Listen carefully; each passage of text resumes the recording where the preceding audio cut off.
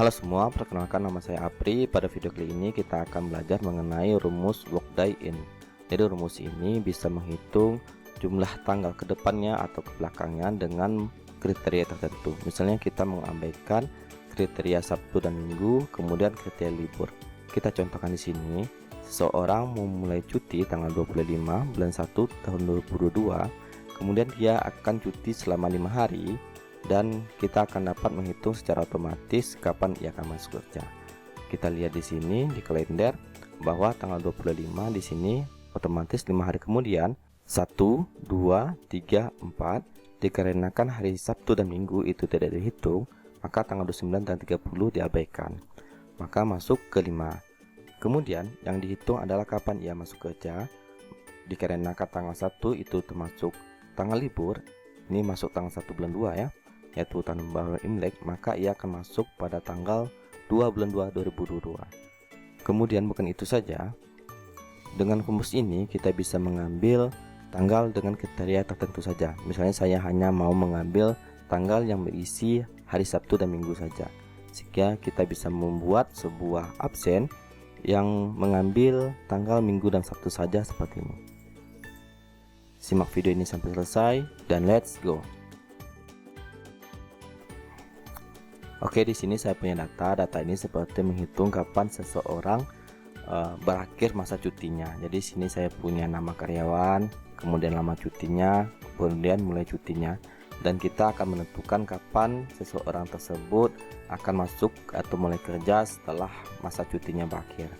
Kita gunakan rumus workday. Yang kita gunakan adalah yang ini, workday in. Jadi apabila kita lihat sintaknya,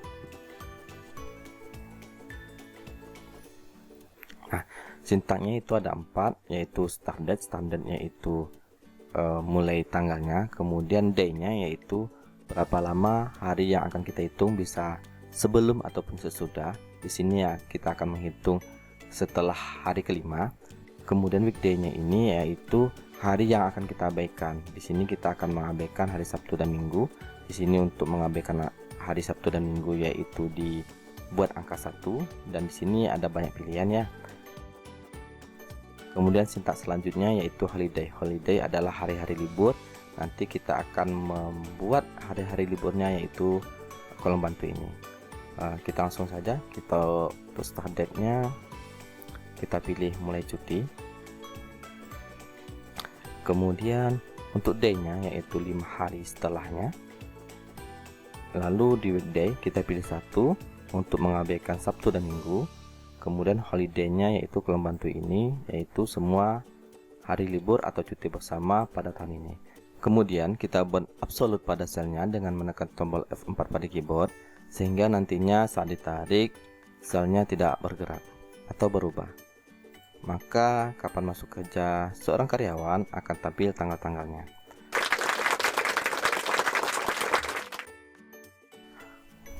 Oke, lanjut kita akan mengambil tanggal yang hanya hari Sabtu dan Minggu saja.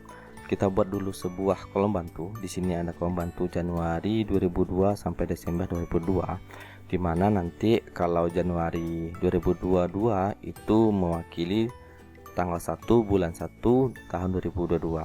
Kita buat dulu drop down listnya yang bulan ini. Di sini ambil data, kemudian pilih data validation. Kemudian untuk allow-nya kita pilih list, lalu source-nya yaitu kolom bantu ini kita pilih saja, kita oke kan, lalu akan tampil seperti ini.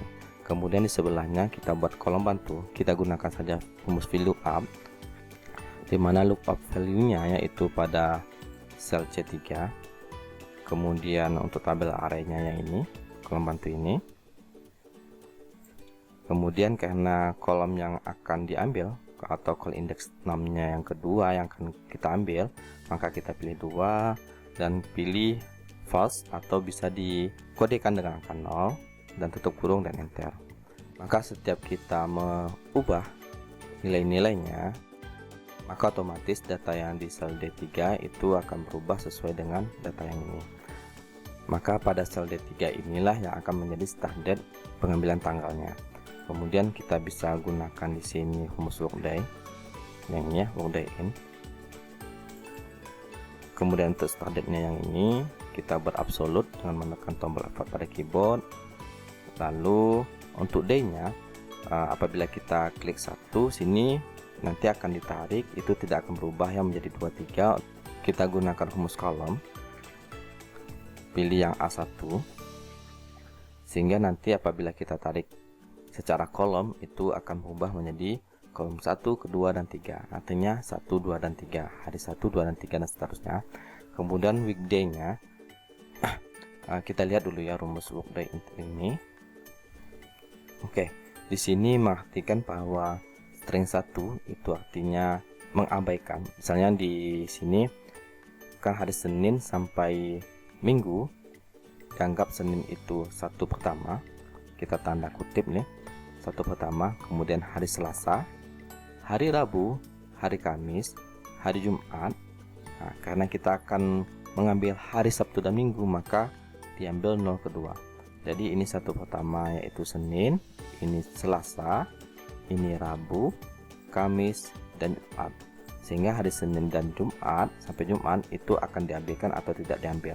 Yang diambil hanya hari Sabtu dan hari Minggu. Oke, itu harus kita update 2 dengan tanda petik.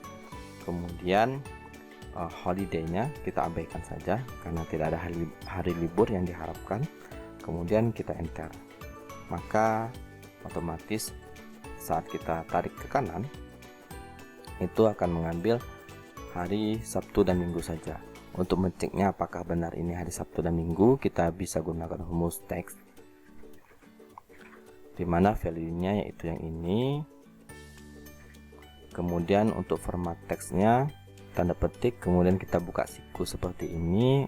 Kita buat kode ini untuk mengubah sebuah teks menjadi bahasa Indonesia. Kemudian klik DDD untuk menampilkan hari, tanda petik 2 dan kurung, lalu enter.